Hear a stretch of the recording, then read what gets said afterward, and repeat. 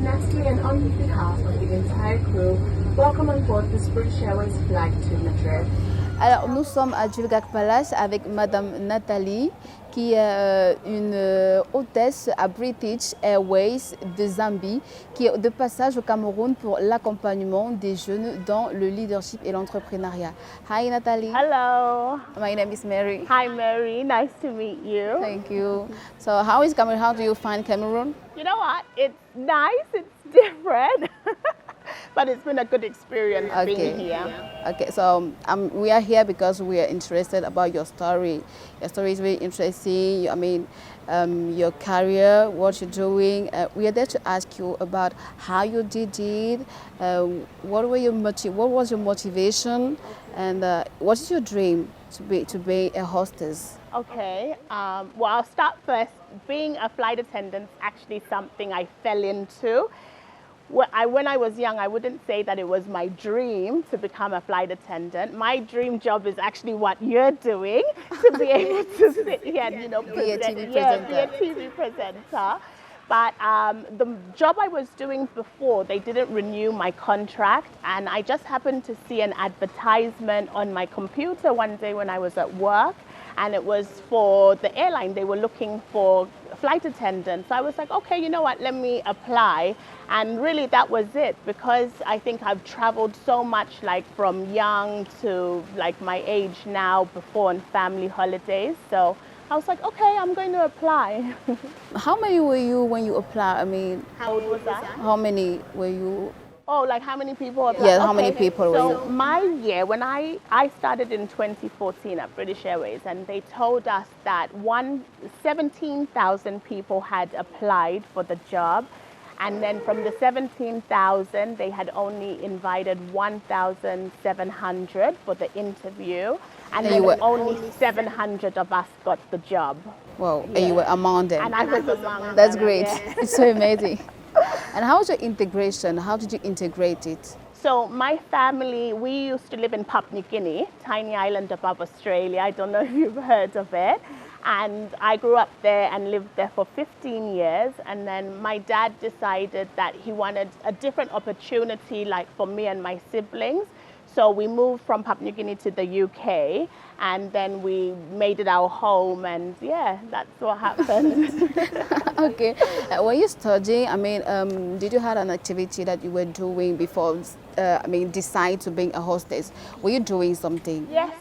So I went to university. So at university, I studied international business and globalization. And then from there, I did a few different jobs before becoming an air hostess. And Anthony wanted to ask her, what are the criteria? You say that you don't know, that they have to find it on the seat, but you have to tell them by yourself.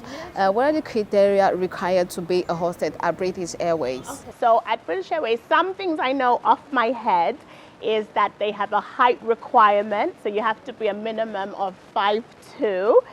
So you can reach in the overhead lockers and in the galley and things like that. I know that you have to have, I think it's like A levels, like some form of like English, maths, customer service experience, and then anything else I'm not too sure, but if anyone looks on ba.com under the careers section, they will see the full list. So that is my own question. I mean, what I prepare for myself. Yeah.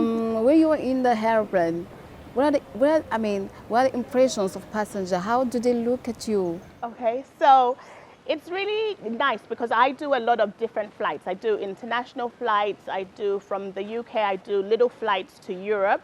Yeah. I also do further flights to like Africa, Asia, and places like that. So it's quite nice when I do African flights, because a lot of the African passengers aren't used to seeing black flight attendants. So whenever we do like a flight to, let's say, Nigeria, and at least the flight attendants, maybe there's 3 of us who are black amongst the white people, yeah, they love it. They're like, oh my God, black like me, and things like that. And so it's really nice because passengers aren't used to seeing maybe many black flight attendants on board. So yeah. It's relaxed. Yeah. It's you feel yourself between your people that are like you. Yeah. It's really relax yourself. Yeah. And then also even the other flights I do too, though, most passengers are generally really nice. They don't, frustrate you, about your weight. Yeah, you know what?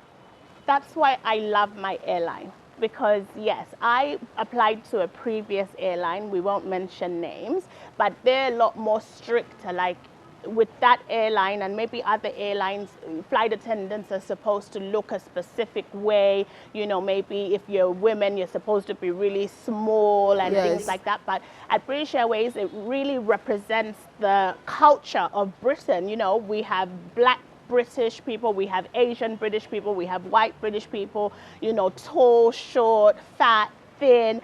So at my airline, it's wonderful because you're allowed to be yourself and do the job that you love. So yes, I'm like this, I'm African, so I've got my hips, everything, and I can And it's normal, in Africa it's normal to have forms. Yes, exactly. I've got my flesh, but I can still represent Britain on the British Airways airline and be like me, so it's fab.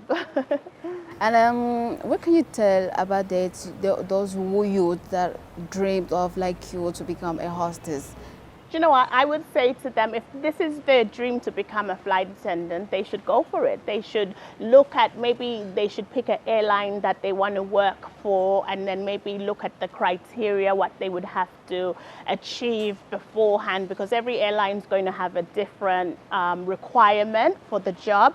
You know, maybe what one airline takes, another airline might not worry about that. And then they should go for it. When I was waiting to start my job, I used to go on Instagram and look at all the black girls who used to fly for British Airways. And I was like, I'm going to live the life through them while I wait to start. So yeah, I would say to them, there's lots of vlogs on YouTube, like life of a flight attendant. So yeah, they should find things like that and, you know, like watch and learn and go for it. They just have to love it and do everything for their dream. Exactly, because you want to do something that you love. So if it is their dream, they should go. I'm going to ask you a question. How do you find a youth in Cameroon? I mean, when you compare to youth in Zambia, in UK, how do you find them? Okay. Firstly, I've never really lived in Zambia and I don't have much experience, even though it's my home country, so I can't really compare. But the youth that I've met in Cameroon were the ones that I met at Club Rema, and you know what, they were amazing. Like, I can see that they're youth trying to make a difference, like they're trying to change their situation. I found them like really engaging, I found them really polite. And I think maybe sometimes some youth in the Western world are so used to having so much given to them, and they really take things for granted that they don't put in as much effort as maybe what I saw in Club Rema. So that's what I'd say. So how you say, Natalie, youth in Cameroon are very motivated and engaged, so they are on their good way to become a great leader. So yeah, definitely. That's what I would say, because especially the ones that I met at the business seminar, they were so engaging. They asked a lot of questions. And for me, I found that really good because it shows that it's people who want to learn, people who want to better themselves, and they want to know, okay, how can I move forward in life? So. Okay, and about the hospitality, how do you find people in Cameroon? Some people in Cameroon, they're quite rude. Like when you go to the shop, hospitality, some of them are like, the other day I was in the supermarket and I was trying to get a drink from the shelf, and all the drinks fell. And there were attendants behind me. None of them got up to come and help me to put the drinks back on the shelf. And I thought, that's a bit rude, you know, because this is your supermarket. You should help me, the customer. But, you know, some people, though, have been really lovely. Did you try traditional, Cameroonian meat? I did. I've tried. I don't know the names of the dishes, but How was it? Describe? I mean, I would guess. There was one that was like, it's made with peanuts and green vegetables. I don't know the name. It's green? Dole, yeah. I tried that. That was really nice. And then the other day I had another dish. What was it called? I don't remember the dish though. How did you find dole? Did you find it good? Did you find it tasty? Yeah, it was really nice. It was tasty, yeah. I wish you to try more meats in Cameroon. Every meat in Cameroon are so good. Oh, so okay, good. nice. I wish you to try okok, to try ELLE, to ELLE, yes. I tried that the other day. Yes, it was nice. How was it? Yeah, it was really good. You have to try many more things. Yeah. From 10 regions, you have to try all these meats before leaving Cameroon. I wish. Well, that's going to be a real mission, but I'll definitely try. So thank you, Nathalie. It's the end of our emission. Wonderful. Thank you so much. Thank you so much. Thank you.